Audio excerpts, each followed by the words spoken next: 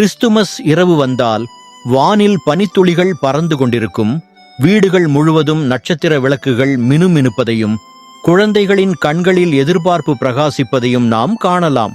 அந்த இரவில் சிமினி வழியாக ஊர்ந்து இறங்கி குழந்தைகளுக்கு பரிசுகளை விட்டு செல்வார் என பேசப்படும் மர்ம மனிதர் யார்? இன்று உலகம் முழுவதும் சாண்டா கிளாஸ் என்று அறியப்படும் இந்த நபர் உண்மையில் ஒரு கதாபாத்திரம் மட்டுமல்ல. கிபி 3 முதல் 4 நூற்றாண்டில் துர்க்கி நாட்டின் மைரா பகுதியில் வாழ்ந்த புனித நிக்கோலஸ் என்ற கருணைமிகு ஆயரின் வாழ்க்கையிலிருந்து உருவானவர்.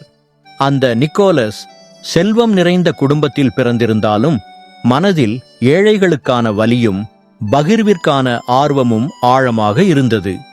திருமணத்திற்கு தேவையான பணம் இல்லாததால் வருத்தப்படுகிற 3 மகள்களை கொண்ட ஒரு ஏழை குடும்பத்திற்கு அவர் இரவு நேரத்தில் யாரும் காணாதபடி சாளரத்தில் தங்கத்தை எறிந்து உதவினார் என்று ஒரு புகழ்பெற்ற கதை சொல்லப்படும்.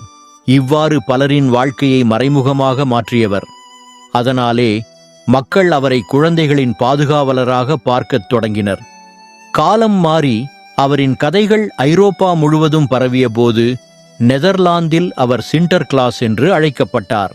பின்னர் அமெரிக்காவில் குடிபெயர்ந்த டச்சு மக்கள் இந்த பாரம்பரியத்தை எடுத்துச் சென்றபோது அந்த சிண்டர் கிளாஸ் பெயர் இளகி சாண்டா கிளாஸ் ஆகி மாறியது. அங்கே எழுத்தாளர்கள் அவரை மந்திர சக்தி கொண்டவராக கற்பனை செய்து இரவு வானில் மான்கள் இழுக்கும் சறுக்கில் பறந்து சென்று சிமினி வழியாக பரிசுகளை வைக்கும் கதையை உருவாக்கினர். பின்னர் 1935 ஆண்டுகளில் கோகா கோலா நிறுவனத்தின் விளம்பரங்களால் சிவப்பு வெள்ளை நிற உடை, வட்டமான வயிறு, புன்னகை முகம் மற்றும் நீண்ட தாடி கொண்ட நவீன சாண்டா உலகம் முழுவதும் பிரபலமானார். இன்று சாண்டா கிளாஸ் வெறும் கற்பனையான மனிதர் அல்ல. அன்பு, பகிர்வு, மகிழ்ச்சி ஆகியவற்றின் ஒற்றுமையாய் குழந்தைகளின் இதயத்தில் நம்பிக்கையை ஏற்றும் ஒரு மகிழ்ச்சி குறியீடாய் வாழ்கிறார். இரவு பனி எவ்வளவு குளிராக இருந்தாலும் அவர் கொண்டு வரும் பரிசு நம்முள் உள்ள அன்பை எழுப்புகிறது.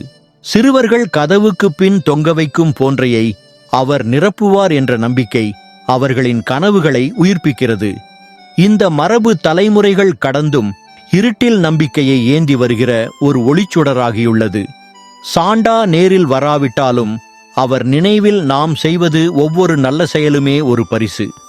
தேவையுள்ள ஒருவருக்கு உதவுவது, ஒரு சிறு புன்னகை கொடுப்பது, ஒரு தாய் தந்தையின் அன்பை பகிர்வது, இவையே உண்மையான கிறிஸ்துமஸ்.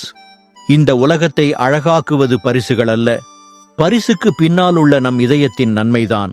நாமே யாருக்காவது ரகசியமாக ஒரு நல்லதை செய்யும்போது அந்த நொடியில் நம்முள் மறைந்து இருக்கும் சாண்டாவே உயிர்ப்பெடுக்கிறார் என்பதே இந்த வரலாறு சொல்லும் உண்மை.